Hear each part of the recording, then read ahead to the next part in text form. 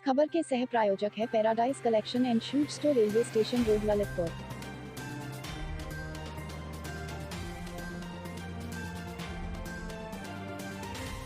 इस खबर की सह प्रायोजक Sanskar valley academy school, Mahroni road, Masaura Kala, Lalitpur.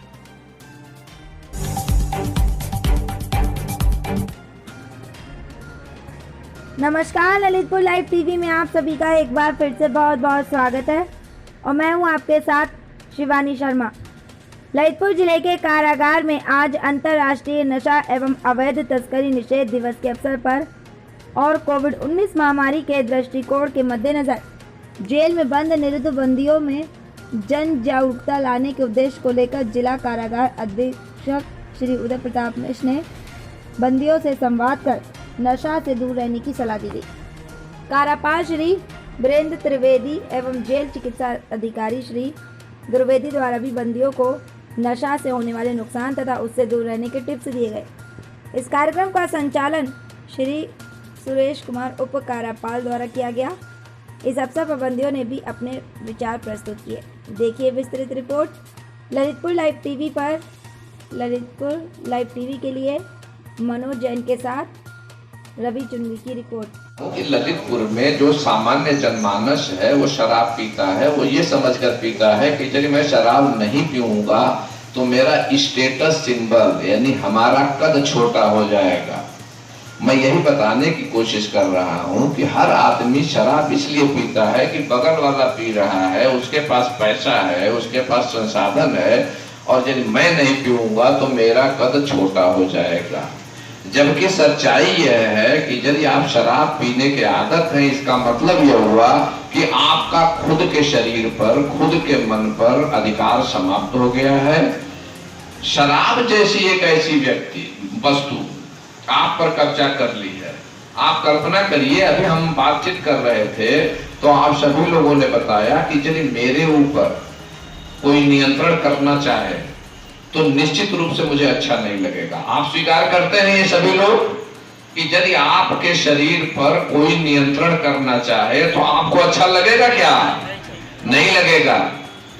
जिस शरीर पर, जिस मन पर एक सजीव, यहाँ तक कि माता पिता, भाई बहन, पत्नी कोई भी अधिकार करना चाहे, अपने हिसाब से आपको चलाना चाहे तो वो अच्छा नहीं लगता है।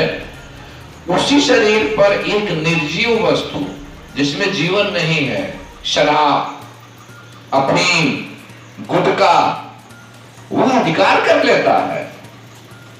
आप इसे समझिए कि यदि आप उसके बिना जी नहीं सकते, उसके लिए मारपीट करते हैं, उसके लिए पैसे खर्च करते हैं, यह इस बात का प्रमाण है कि उसने आपके शरीर पर, मन पर, बुद्धि पर अधिकार कर लिया है। आप ऐसी निर्जीव वस्तु का अधिकार कैसे स्वीकार कर पाते हैं? आपको अफसोस होना चाहिए कि जिस शरीर पे आप जेल आज इसलिए काट रहे हैं कि कहीं न कहीं किसी न किसी प्रकार से किसी व्यक्ति से विवाद हुआ या परिस्थिति ऐसी आई जिसे आप अपने को रोक नहीं पाए, कानून का उल्लंघन हो गया, आप जेल आ गए, मानवीय भूल हुई,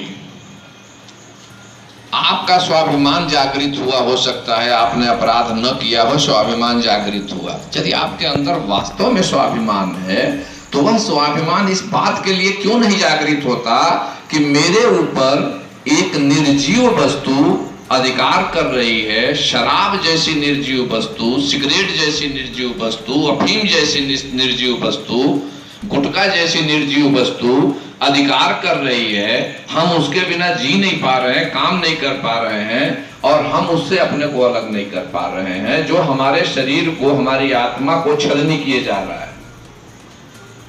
यदि आप यह अपने मन में ठान लें, आप इसे निश्चित रूप से छोड़ देंगे।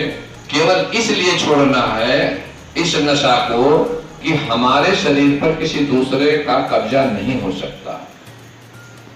आप में से अधिकतर लोग जो नशा बाहर करते थे, जिस प्रकार करते थे, पूरा यकीन है कि जेल में उस प्रकार नशा नहीं मिलता हुआ होगा।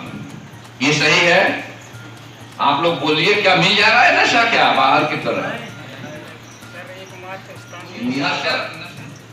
हमारी कोई भी दिनचर्या जो हमारे मन मस्तिष्क और दिमाग पर बेवजह इस प्रकार हावी हो जाए, इस प्रकार कब्जा कर ले कि उसके सेवन से या उसके कारण हमारा खुद के शरीर पर नियंत्रण समाप्त हो जाता है, हमारे मन पर नियंत्रण समाप्त हो जाता है, या हम उसके बिना जी नहीं सकते, यह स्थिति पैदा हो जाए, तो ये आप कैसे स्वीकार कर लेते हैं?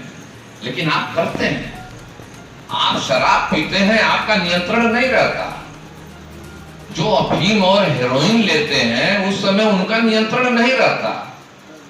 यहां तक कि एक साधारण सी बात है कि यदि आप चाय पीते हैं और चाय की आपकी इतनी तलब है कि आप प्रतिदिन 12 बजे दिन में चाय पीने के आदी हैं, और जैसे ही घड़ी में 12 बजा और चाय न मिलने पर आपके दिल दिमाग मस्तिष्क पर आपका नियंत्रण समाप्त हो गया, आप उसी समय ठीक कोई काम कर रहे हैं, उसी समय आपको अस्पताल में दवा लेने जाना है, उसी समय आपको कोई परीक्षा देने जाना है, उसी समय आपके जानवर को कुछ भोजन देने जाना है, लेकिन आपके चाय की आदत इतनी तगड़ी है कि आप बिना चाय पिए वो काम नहीं कर सकते।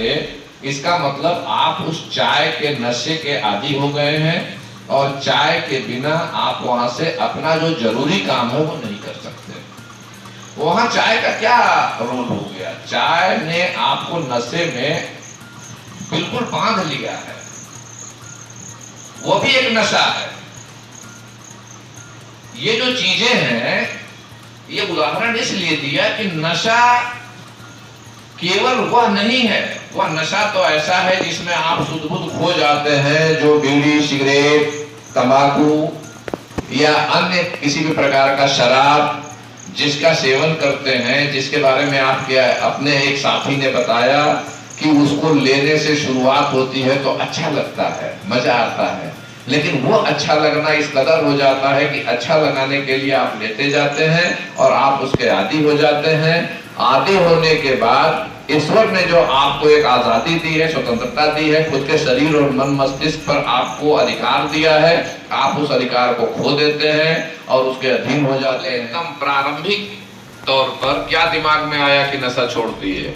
सर, जैसे हमको गले में वो होती थी जलन टाइप की, एकदम शरीर में पूरे में, जैसे नशा किया, खाना खाया तो उससे शरीर में पूरे में जलन होती थी। कितना पढ़े लिखे हो? सर, मैं 10 तक पढ़ा हूँ। कितने भाई बहन हो? 2 भाई हैं, 4 बहनें सर। तुम्हारे फादर क्या करते हैं? सर, फार्म पे किसान का काम करते, किसान का। अभी कोई नशा नहीं करते हो? बीड़ी सिगरेट सुर्ती तंबाकू कुछ नहीं? नहीं सर, कुछ नहीं करते। तुम्हारे आसपास जो बंदी हैं, तुमने कभी किसी से बताया कि मैं इस प्रकार नशा करता रहा हूं और मैंने छोड़ दिया है, और जो छोड़ देता है उसको उससे क्या हानि लाभ होती है? सर, मैं सभी अपने भाइयों से, जो मेरे दोस्ती मतलब यहाँ जेल में हुई, सभी से कहता हूँ सर कि एक नशा बहुत खराब चीज़ है, इसको ना लो। तो कुछ तो नशा जब कर रहे थे तो उस बीच में तुम्हारा किसी से झगड़ा हुआ, विवाद हुआ, कोई बातचीत माता पिता भाई बहन या और आसपास के लोगों से? सर, भाई बहन से तो मतलब होता ही था कि जैसे दारू वारू पीकर घर आया, बीवी से छोटी पत्नी के साथ भी मारपीट करते? जी जी सर। ठीक है, इस प्रकार का मतलब। बैठ जाओ। Thank you. तुम्हें और कोई अपना अनुभव share? Subscribe now and press the bell icon. Never miss an update.